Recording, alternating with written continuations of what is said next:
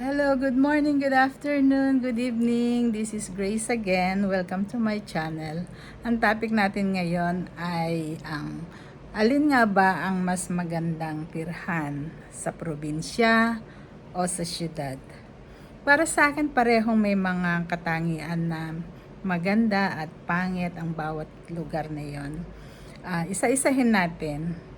Sa probinsya, maaari kang makatipid ng malaki dahil hindi lahat ng maliliit na bagay ay kailangan mong bilhin. Gaya ng mga pwede kang magtanim-tanim, pwede kang mag-alaga ng hayop, pwede kang mga punong namumunga. So maraming kang dapat na gawin, magagawa sa lugar na probinsya. At lahat mura. Halos lahat maihingi mo sa kapitbahay, saka mga bukid nila, kung wala kang malaking space o lupain na pagtataniman, pwede kang makahingi-hingi. Pero mas maganda kung yung bakuran mo mismo ay alagaan at magtanim ng mga gulay, ng mga mag-alaga ng hayop, ng mga maraming ganun sa probinsya. Yun ang mga pinagkakabuhayan nila at talagang nasusustentuhan nila yung mga pang-araw-araw nilang kailangan. So, gaya ng gulay, prutas, karne, at malapit pa sila sa ilog, meron ka ng isda. Meron din naman na gumagawa ng fish pond. So, kumpleto. Meron din namang kuryente na sa mga probinsya. Meron na ring internet. So, masasabi mong kompleto. At mas masaya kasi hindi gaanong ka-crowded, hindi ganong kainit ang lugar pag probinsya.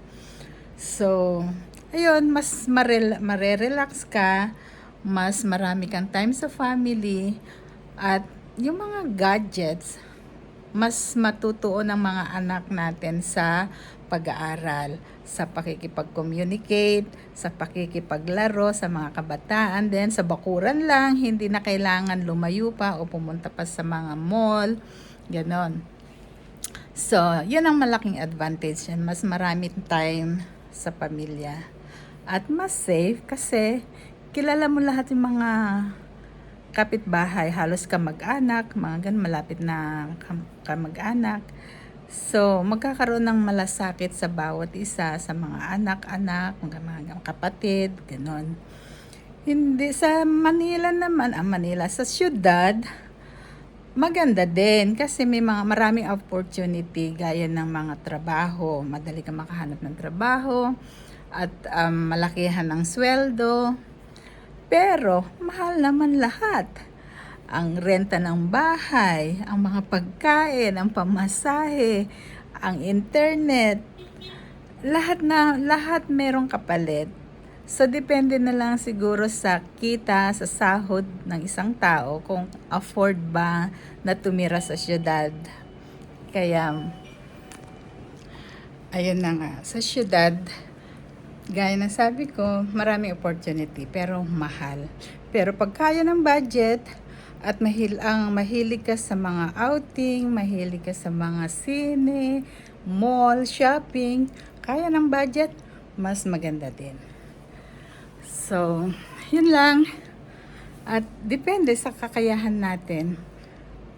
Pero ako mas prepare ko sa probinsya. Kasi laking probinsya ako sa lola, doon ako tumira. At halos lahat ng prutas nasa bakuran namin. Malapit kami sa ilog, sa dagat, sa bukid. Kaya halos kompleto na yung mga nakukuha namin pagkain sa bakuran pa lang namin. So, ayun, mas malusog, mas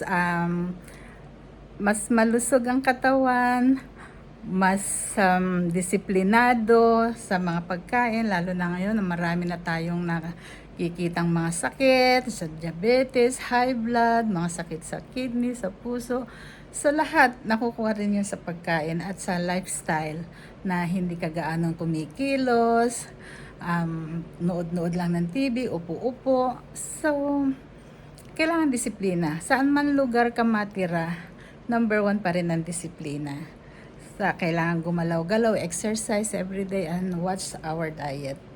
So, at laging magpakonsulta, mag-workout, mag-blood test, para maaga pa lang makikita mo na kung alin ang mga concerns na dapat natin pagtuunan ng pansin.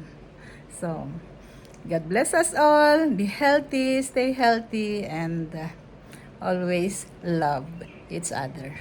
Bye for now. See you again next time. Thank you for watching. Bye.